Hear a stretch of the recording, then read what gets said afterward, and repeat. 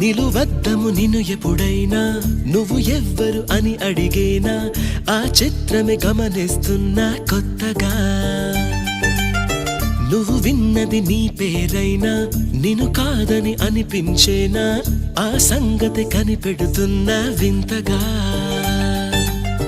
నీ కన్నుల మెరిసే రూపం నాదేనా అనుకుంటున్నా